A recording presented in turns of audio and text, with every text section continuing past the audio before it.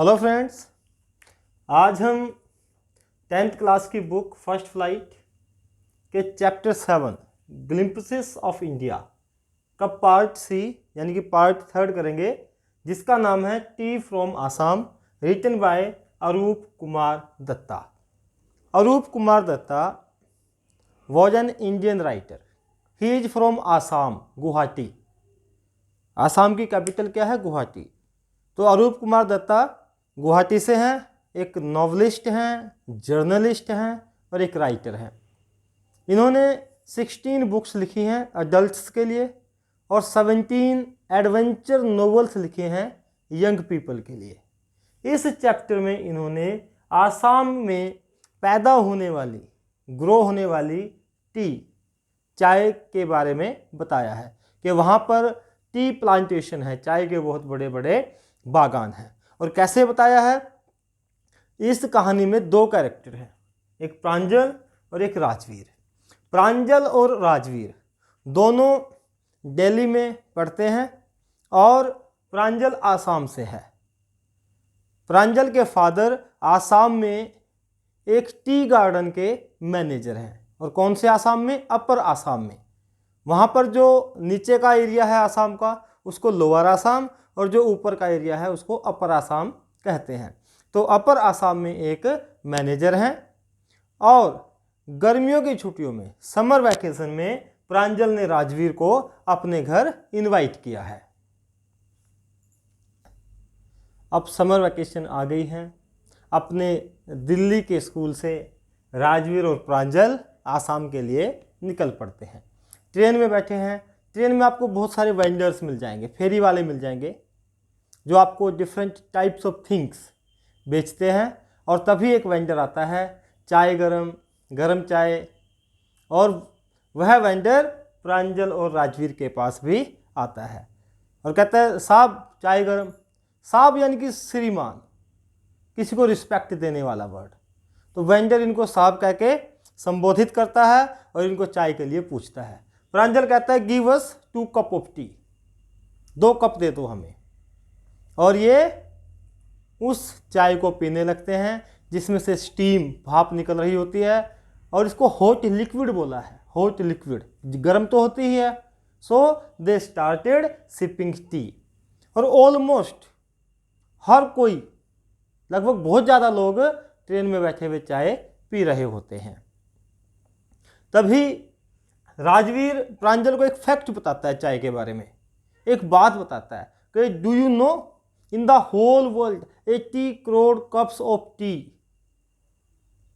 Are drunk daily. Daily 80 crore चाय के cup पिए जाते हैं पूरी दुनिया में।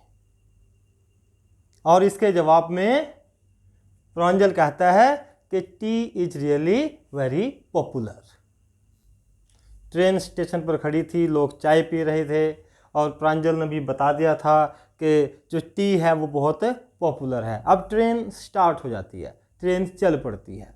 और चलते चलते अभी तक राजवीर चारों ओर देख रहा था। उसे चारों ओर ग्रीनरी, एवरीवेयर, हर जगह उसको हरियाली दिखाई दे रही थी। और हरियाली किस चीज़ की थी? हरियाली थी धान के खेतों की, पैडी फील्ड्स। धान लगाए हुए थे खेतों में और धीरे धीरे वह आगे बढ़ते हैं। और प्रांजल राजवीर की बातों में कोई इंटरेस्ट नहीं लेता। क्यों? क्योंकि प्रांजल एक डिटेक्टिव बुक पढ़ रहा है, एक जासूसी कहानियों की बुक पढ़ रहा है। और प्रांजल इस वजह से कोई इंटरेस्ट नहीं लेता क्योंकि प्रांजल तो आसाम में ही पला बढ़ा है। जब हम कहीं पहली बार जाते हैं तो हम आसपास की चीज़ों को ऑब्जर्व करते हैं क्योंकि हमने वो चीज़ें देखी हुई नहीं होती। और राजवीर ऐसा ही कर रहा है। ऐसा नहीं है कि राजवीर को डिटेक्टिव बुक्स अच्छी नहीं लगती। He is also an ardent fan. Ardent fan, passionate, उसको भी बहुत पैशन है किताबें पढ़ने का, डिटेक्टिव बुक्स पढ़ने का। लेकिन आज वह केवल बाहर ग्रीनरी देख रहा है। और धीरे धीरे ट्रेन आगे बढ़ती है और अब क्या हुआ, आसाम के एरिया आने शुरू हो जाते हैं। तब उसे क्या दिखाई देता है कि अब धान के खेत तो खत्म हो चुके हैं। अब क्या? अब चाय की झाड़ियां उसे दिखाई देने लगती है। टी बुशिस उसे चारों तरफ दिखाई देती हैं। वह देखता है कि हिली एरिया आ गया है और हिल एरिया पे, माउंटेन्स पे क्या है? बड़े बड़े पेड़ हैं और वो छोटे छोटे दिखाई दे रहे हैं और उनके नीचे झाड़ियाँ हैं। किसकी झाड़ियाँ हैं? चाय की झाड़ियाँ हैं। और वह कहता है कि एक चाय का समुद्र, एक सी ऑफ टी, ऐसा लग रहा है कि जैसे वहाँ पर एक चाय का समुद्र हो। चाय की झाड़ियाँ इतनी ज़्यादा हैं, इतनी विशाल हैं, और जो चाय की झाड़ियाँ पेड़ों के नीचे दिखाई दे रही हैं, पेड़ भी छोटे छोटे दिखाई दे रहे हैं, और उनमें ही चाय की झाड़ियाँ भी डोल लाइक फिगर यानी कि गुड़िया की तरह आकृति वाली दिखाई दे रही हैं। राजवीर ग्रीनरी देखता हुआ जा रहा है, टी बुशेस, चाय की झाड़ियों को देखता हुआ जा रहा है। जहाँ तक देख सकता था, जहाँ तक उसकी आंखें देख सकती थी, वहाँ तक उसको चाय के बागान ही दिखाई देते थे। और उसने एक बिल्डिंग भी देखी। बिल्डिंग में एक बड़ी ही चिमनी थी, चिमनी से धुआं निकल रहा था, बड़ी गंदी सी बिल्डिंग थी। और अचानक उसके सामने एक बहुत बड़ा टी गार्डन आ जाता है, और एकदम से वह चीख पड़ता है कि टी गार्डन। और क्योंकि एक्साइटमेंट उसे होती है, वह पहली बार उधर जा रहा है। लेकिन प्रांजल कोई ध्यान नहीं देता, क्योंकि आपको पहले ही बताया जा चुका है कि प्रांजल वहीं पर पला बढ़ा है, वहीं पर उसका बचपन बीता है। यहाँ प्रांजल एक बात कह देता है कि हाँ, this is the T country now, कि आसाम जो है वो चाय का देश है। वैसे तो आसाम इंडिया का एक स्टेट है, लेकिन क्योंकि आसाम में चाय बहुत ज़्यादा होती है, इसलिए प्रांजल ने उसको एक टी कंट्री ही बोल दिया।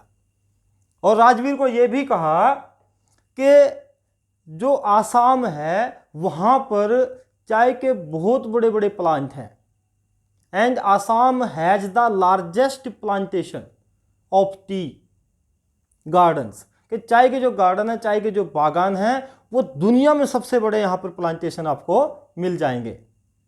और तुम तो अभी अभी देखना, आगे तुम्हारा पूरा लाइफ बीत सकता है अगर तुम यहाँ के चाय के बागान देखने के लिए निकल जाओ, तो तुम्हें एक पूरा जीवन बिताना पड़ सकता है यहाँ पर। प्रांजल राजवीर को ऐसी बात कहता है और फिर से बुक पढ़ने लगता है। राजवीर रिप्लाई में क्या बोलता है कि मैंने बहुत कुछ पढ़ा है चाय के बारे में, बहुत कुछ जानकारियां मैंने प्राप्त की हैं जितना मैं पढ़ सकता था, लेकिन अभी तक इस बात का नहीं पता चला है कि चाय का आविष्कार किसने किया है, हु इन्वेंटेड टी। और इसके बारे में बहुत सारी कहानियां प्रचलित हैं, बहुत सारे लीजेंड्स हैं। What legends? अरे कौन सी कहानियां? प्रांजल ये बात सुनता है कि भाई राजवीर उसको कह रहा है कि कुछ कहानियां हैं इसके बारे में, तो कौन सी कहानियां हैं? अब राजवीर बताता है कि 2 कहानियां हैं।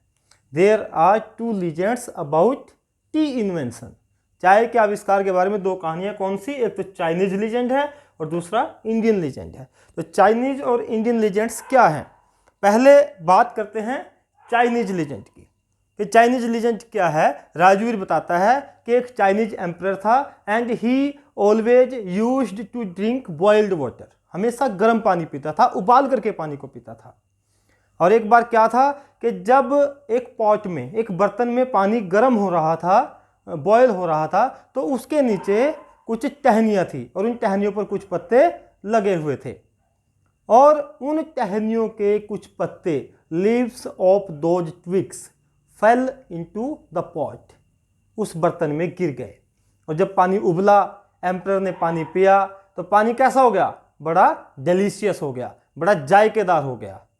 और इस प्रकार से राजवीर कहता है कि उन पत्तियों को ही क्या माना गया? चाय की पत्तियां माना गया। यह था आपका चाइनीज लीजेंड। अब हम बात करेंगे इंडियन लीजेंड की। अब प्रांजल कहता है कि आपने चाइनीज लीजेंड तो बता दिया, अब मुझे दूसरी कहानी बताओ कि दूसरी कहानी चाय के बारे में क्या है। तब राजवीर बताता है कि दूसरी जो कहानी है वह इंडियन लीजेंड है, भारतीय कहानी है। और क्या है कि एक बोधि धर्मा नाम का बुद्धिस्ट, नाम का एक बुद्ध भिक्षु था, जो एक संत था, एस्थेटिक था। क्या था? एस्थेटिक था, एक बौद्ध भिक्षु था। और वह क्या करता था?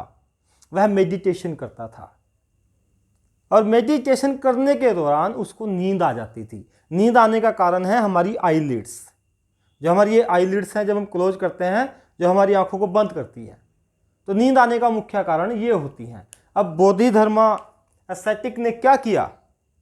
उन आईलिड्स को काट दिया कि इससे नींद ही नहीं आएगी। और जब काट दिया तो वो आईलिड्स नीचे गिरी और नीचे गिरकर उन आईलिड्स से 10 प्लांट्स, 10 पौधे उगाए। और वो 10 प्लांट्स जब उनकी पत्तियों को उबाल कर पिया गया, गर्म पानी में डालकर पिया गया, तो उन पत्तियों को ही क्या माना गया कि यही पत्तियां चाय की पत्तियां हैं। इस प्रकार से दूसरी डिस्कवरी राजवीर ने प्रांजल को बताई कि चाय की डिस्कवरी 2 कहानियों से उसने एक्सप्लेन की, एक चाइनीज लीजेंड से और एक इंडियन लीजेंड से। और उसके बाद जब बोधिधर्मा ने उस गर्म पानी में जले हुए उन पत्तियों के जायकों को टेस्ट किया तो उसकी नींद गायब हो गई। आजकल तो हम सुबह शाम दोपहर हमारा रूटीन बन चुका है कि हम चाय पीते ही हैं, लेकिन कुछ जगहों पर चाय को एक मेडिसिन की तरह लिया जाता है। वो जगहें कैसी हैं इसके बारे में हम चर्चा करेंगे। पहले जानते हैं कि चाय सबसे पहले आई कहाँ। सबसे पहले चाय चाइना में आई, और जो चाय, चीनी, टी, ये वर्ड्स हैं, ये चाइनीज वर्ड हैं। 2700 ईस्वी पूर्व, BC before Christ, AC after Christ. ऐसा आपने SST में पढ़ा होगा कि बिफोर क्राइस्ट और आफ्टर क्राइस्ट क्या होते हैं। तो 2700 ईस्वी पूर्व चाइना में चाय का आगमन हुआ, और ये वर्ड्स भी कैसे हैं, चाइनीज हैं। लेकिन अगर हम यूरोप की बात करें, यूरोप में चाय आई 16th सेंचुरी में, और यूरोपियन लोग चाय को एक मेडिसिन के तौर पर लेते हैं, ना कि एक बेवरेज के तौर पर। बेवरेज पेय पदार्थ, पेय जिसको हम ड्रिंक करते हैं, जो लिक्विड शेप में होता है, उसे बेवरेज कहते हैं। प्रांजल और राजवीर इस तरह की बातें कर ही रहे थे कि आगे क्या आ जाता है, एक जंक्शन आ जाता है, मरियानी जंक्शन। और मरियानी जंक्शन पर ट्रेन रुकती है, और यहीं पर राजवीर और प्रांजल को रुकना था, उतरना था, क्योंकि यहीं से प्रांजल के पेरेंट्स उनको लेने आए हुए थे और वे उनकी वेट कर रहे थे। प्रांजल, राजवीर अपना सामान लेकर के, अपना लगेज लेकर के प्लेटफार्म की ओर चलते हैं। प्लेटफार्म पर बहुत भीड़ है, वे अपने पेरेंट्स को देखते हैं और उनके साथ गाड़ी में बैठ जाते हैं। अब मरियानी जंक्शन से उनको जाना कहाँ है, ढेकियाबारी। ढेकियाबारी क्या है, वो प्लेस है जहाँ पर एक टी गार्डन है, और उस टी गार्डन के मैनेजर कौन है, प्रांजल के फादर। अब वे प्लेटफार्म से जा रहे हैं, मेन रास्ते से जा रहे हैं, और लगभग 1 घंटे के पश्चात मेन रोड से एक लिंक रोड पर मुड़ते हैं।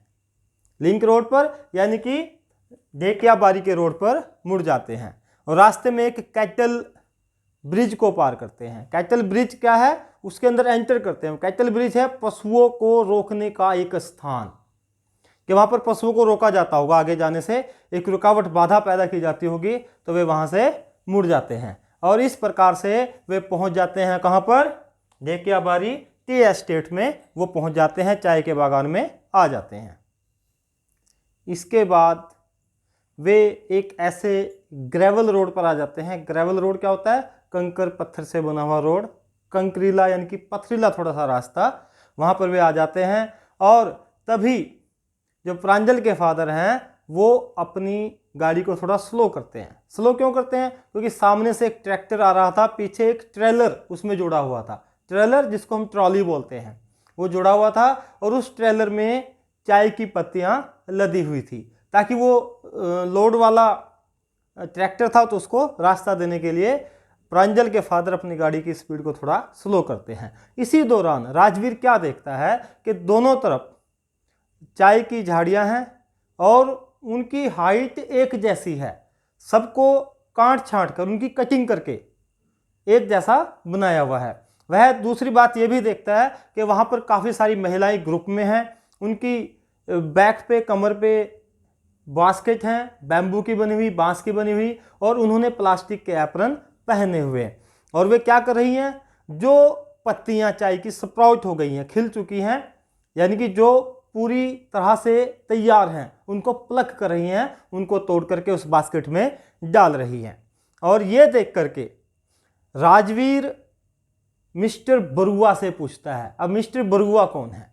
मिस्टर बरुआ प्रांजल के फादर हैं। जैसे कोई गुप्ता होता है, उसको क्या बोलेंगे? मिस्टर गुप्ता। कोई सिंह, मिस्टर सिंह। तो वहाँ पर आसाम में एक सरनेम है। जैसे हर जगह सरनेम होते हैं, तो ऐसे ही आसाम में एक सरनेम है बरुआ। बरुआ नाम के आपको बहुत सारे पॉलिटिशियंस मिल जाएंगे, आप गूगल पे सर्च कर सकते हैं, जिनके पीछे बरुआ लगा हुआ है। तो राजवीर कहते हैं कि मिस्टर बरुआ, क्या ये चाय की पत्तियों का सप्रोटिंग पीरियड नहीं है? सेकंड सप्रोटिंग पीरियड, यानी कि second flush period. Second flush या सप्रोटिंग पीरियड क्या होता है कि एक बार पत्तियों को चुन लिया है, प्लग कर लिया है, अब वो दूसरी बार तैयार है। और साथ में ये भी कहता है कि ये टाइम तो मई से जुलाई तक चलता है। और दूसरी बार ये समय है कि जब पत्तियों को प्लग किया जा रहा है। इस बात के रिप्लाई में मिस्टर बरुआ यानी कि प्रांजल के फादर कहते हैं कि I think you have completed your homework, कि मुझे लगता है तुम चाय के बारे में अपना होमवर्क करके आए हो, यानी कि चाय के बारे में पढ़ करके आए हो, जान करके आए हो, सुन करके आए हो, और इसी वजह से तुम्हें ये बात पता है कि ये समय क्या है, टी सप्रोटिंग पीरियड है जो मई से जुलाई तक चलता है। इसके रिप्लाई में मिस्टर बरुआ को राजवीर कहता है कि हाँ, मैं काफ़ी कुछ इसके बारे में जानता हूँ, पढ़ करके आया हूँ, और जब तक मैं यहाँ रहूँगा तब तक और भी बहुत कुछ सीख लूँगा।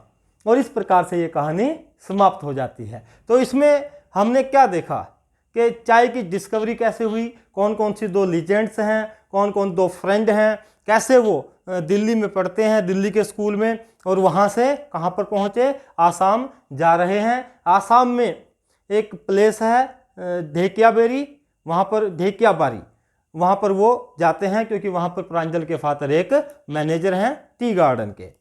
इस प्रकार से हमने चाय के बारे में बहुत ज़्यादा जानकारी प्राप्त की है, और ये जानकारी हमें किसने दी है? एक इंडियन राइटर अरूप कुमार दत्ता।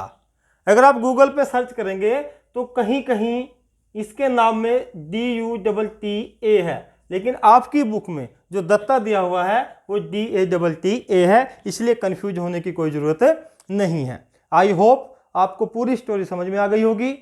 अगर अभी तक आपने मेरे चैनल को सब्सक्राइब नहीं किया है, इसे सब्सक्राइब कर दें, वीडियो को लाइक और शेयर करें, कमेंट बॉक्स में कमेंट लिखना बिल्कुल भी मत भूलिएगा। रेड बेल आइकन को जरूर प्रेस करें ताकि आने वाले वीडियोज के नोटिफिकेशंस आपको मिलते रहें और आप ऐसे ही इन वीडियो को एंजॉय करते रहें। Thank you, have a nice time.